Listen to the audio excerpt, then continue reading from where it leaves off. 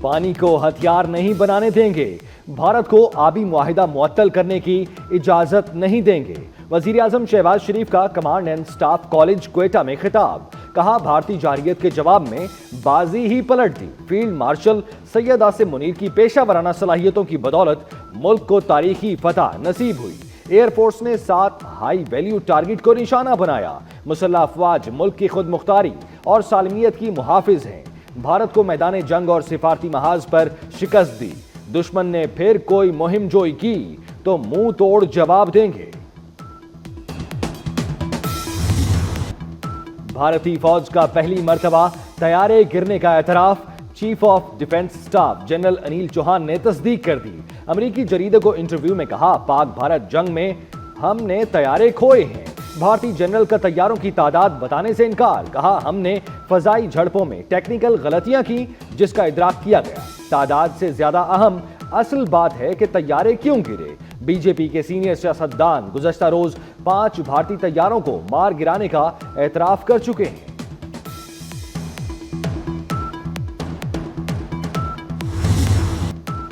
شاباش ارشد ندیم، شاباش۔ قومی ہیرو ارشد ندیم اولمپکس کے بعد ایشین چیمپئن بھی بن گئے۔ ارشد ندیم نے ایشین ایتھلیٹکس چیمپئن شپ میں گولڈ میڈل جیت لیا۔ قومی ہیرو نے جنوبی کوریا میں بھی پاکستانی پرچم بلند کر دیا۔ فائنل میں 86.40 میٹر کی تھرو کر کے سب کو پیچھے چھوڑ دیا۔ ارشد ندیم نے شاندار کامیابی پر سجدہ شکر ادا کیا۔ بھارت نے دوسری اور جاپان نے تیسری پوزیشن حاصل کی۔ ایشین ایتھلیٹکس کی تاریخ میں 1973 کے بعد پاکستان کا پہلا گولڈ میڈل۔ ارشد ندیم نے ایک بار پھر پاکستانیوں کا سر فخر سے بلند کر دیا۔ گولڈ میڈل جیتنے پر ارشد ندیم کے آبائی گاؤں میں جشن، مٹھائیاں تقسیم، ڈھول کی تھاپ پر رقص۔ ارشد ندیم کی والدہ کا کہنا ہے، قوم کی دعائیں میرے بیٹے کے ساتھ ہیں، میرا بیٹا مستقبل میں بھی میڈل جیت کر ملک کا نام روشن کرے گا۔ میں بہت خوش ہوں اپنے بیٹے کے لیے اور اللہ تعالیٰ کے بھی شکر گزار ہوں، اور میں پورے ملک کی، پورے پاکستان کی اور پورے میڈیا والوں کی میں شکر گزار ہوں۔ اس طرح میں ارشد ندیم آئے گا، میں اپنے بیٹے سے گل سے لگاؤں اور خوشیاں مناؤں گی۔ صدر، وزیر اعظم اور وزیر داخلہ سمیت سیاسی قیادت کی ارشد ندیم کو شاندار کامیابی پر مبارکباد۔ آصف زرداری نے اپنے پیغام میں کہا، ارشد ندیم نے ایک بار پھر پاکستان کا نام روشن کیا۔ پوری قوم کو ارشد ندیم کی شاندار کارکردگی پر فخر ہے۔ شہباز شریف نے کہا، ارشد ندیم کی شاندار کارکردگی کی بدولت سبز ہلالی پرچم کی شان بڑھی۔ محسن نقوی کہتے ہیں، ارشد ندیم پاکستان کا ہیرو ہے اور قوم اس کی کامیابی پر بہت خوش ہے۔ وزیر اعلیٰ مریم نواز کی بھی قومی ہیرو ارشد ندیم کو مبارکباد۔ پاکستانی نمائندے آئندہ ہفتے امریکہ آ رہے ہیں۔ جنوبی ایشیائی ملک ٹیرف سے متعلق معاہدہ کرنا چاہتے ہیں۔ امریکی صدر ڈونلڈ ٹرمپ کی واشنگٹن میں میڈیا سے گفتگو، کہا پاکستان اور بھارت دونوں کے ساتھ مل کر کام کر رہے ہیں۔ پاک بھارت کشیدگی جوہری تباہی کا باعث بن سکتی تھی، ہم ایٹمی جنگ کو تجارت کے بدلے روکنے میں کامیاب ہوئے۔ پاکستان اور بھارت کو جنگ سے روکا، دونوں ملک اب ٹھیک ہیں۔ پاکستان اور امریکہ کے درمیان باہمی ٹیرف پر باضابطہ مذاکرات کا آغاز ہو گیا۔ وزیر خزانہ محمد اورنگزیب اور امریکی تجارتی نمائندے کی ویڈیو لنک پر بات چیت۔ دونوں رہنماؤں کا آئندہ ہفتے تکنیکی سطح پر تفصیلی مذاکرات پر اتفاق۔ 9 مئی کو P T I M N A اور ورکرز کا پرتشدد احتجاج دہشت گردی قرار۔ اسلام آباد کی انسداد دہشت گردی عدالت نے تھانے پر حملے اور جلاؤ گھراؤ کا کیس تفصیلی فیصلہ جاری کر دیا۔ عدالتی فیصلے میں کہا گیا ہے، تمام سزائیں اکٹھی ہیں، اس لیے مجرمان کو 10 سال جیل کی قید ہوگی۔ احتجاج آئینی حق ہے، لیکن قانون سیاسی سرگرمیوں کی آڑ میں سیکیورٹی اداروں پر حملے کی اجازت نہیں دیتا۔ ہتھیاروں سے پولیس اسٹیشن پر حملہ سپریم کورٹ کے فیصلے کی روشنی میں دہشت گردی ہے۔ غیر قانونی طور پر مقیم غیر ملکیوں کے خلاف آپریشن تیز کرنے کا فیصلہ۔ وزیر داخلہ محسن نقوی کی زیر صدارت کاؤنٹر ٹیررزم کمیٹی اور ہارڈن دی اسٹیٹ کمیٹی کا اجلاس۔ محسن نقوی نے کہا، نادرا ایگزٹ پوائنٹس پر لائیو ڈیٹا ویریفیکیشن کی سہولت فراہم کرے گا۔ تمام اداروں کو مل کر ون ڈاکیومنٹ سسٹم کو مکمل طور پر نافذ کرنا ہوگا۔ بھکاری مافیا ملک کی بدنامی کا باعث بن رہا ہے۔ ان سے سختی سے نمٹا جائے. گداگری کو ناقابل ضمانت جرم قرار دینا ضروری ہے.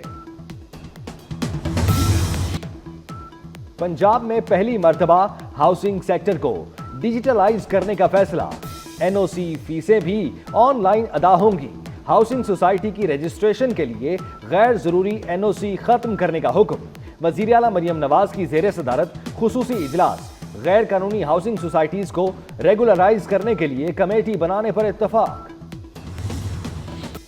وزیر داخلہ محسن نقوی کا فیض آباد انٹرچینج کا دورہ. وزیر داخلہ نے ٹریفک کے بہاؤ کا جائزہ لیا. ٹریفک کا مؤثر مینجمنٹ پلان تیار کرنے کی ہدایت. محسن نقوی نے کہا فیض آباد انٹرچینج اسلام آباد کا مین انٹری پوائنٹ ہے. فیض آباد انٹرچینج دیدہ زیب اور دلکش شاہکار ہونا چاہیے. صدر آصف زرداری کے لاہور میں ڈیرے. آصف زرداری سے پیپلز پارٹی کے ارکان پنجاب اسمبلی کی ملاقات. ارکان نے صدر مملکت کو عوامی مسائل اور حل پر بریفنگ دی. سندھ کا بجٹ 13 جون کو پیش کیا جائے گا. محکمہ خزانہ نے سمری وزیر اعلیٰ سندھ کو بھیج دی. نئے مالی سال کا بجٹ وزیر اعلیٰ سندھ خود پیش کریں گے. ملازمین کی تنخواہوں میں 15 سے 20% اضافے کا امکان. سندھ اسمبلی کا بجٹ اجلاس 12 جون کو طلب کیے جانے کا امکان. پاکستان کا بھارت میں اسلاموفوبیا کے بڑھتے واقعات پر شدید احتجاج. مسلمانوں کے خلاف نفرت انگیز تقاریر اور امتیازی سلوک پر گہری تشویش. دفتر خارجہ نے مطالبہ کیا کہ بھارتی حکومت تمام شہریوں کے حقوق کا تحفظ یقینی بنائے. مذہبی نفرت کو سیاسی مقاصد کے لیے ہوا دینا انسانی حقوق کی خلاف ورزی ہے. بھارت میں ریاستی سرپرستی اور نفرت انگیز بیانیہ فوری روکا جائے. اسرائیل کی کھلی بدماشی جاری. جنگ بندی معاہدہ قبول کرو ورنہ صفحہ ہستی سے مٹا دیا جائے گا. اسرائیلی وزیر دفاع کا دھمکی آمیز بیان. یہ بیان ایسے وقت میں سامنے آیا جب اسرائیل نے جنگ بندی کے حوالے سے امریکی معاہدے کو تسلیم کرتے ہوئے اس پر دستخط کر دیے ہیں، جبکہ حماس نے اس حوالے سے ابھی کوئی فیصلہ نہیں کیا. تندرستی ہزار نعمت. تمباکو نوشی صحت کی بڑی دشمن. پاکستان سمیت دنیا بھر میں انسداد تمباکو نوشی کا دن منایا جا رہا ہے. سگریٹ نوشی سے پاکستان میں سالانہ 1,64,000 اموات رپورٹ ہوتی ہیں. صورتحال پر قابو پانے کے لیے فوری طور پر اضافی ٹیکس عائد کرنے کی تجویز دے دی گئی. مویشی منڈیوں میں خوبصورت جانوروں کی بہار آ گئی. دمبے، بکرے، اونٹ اور کٹے توجہ کا مرکز بن گئے. مویشی منڈیوں میں خریداروں کا بھی رش بڑھ گیا. کم قیمت پر خوبصورت اور تگڑے جانوروں کی تلاش شہریوں کا بڑا مشن بن گیا.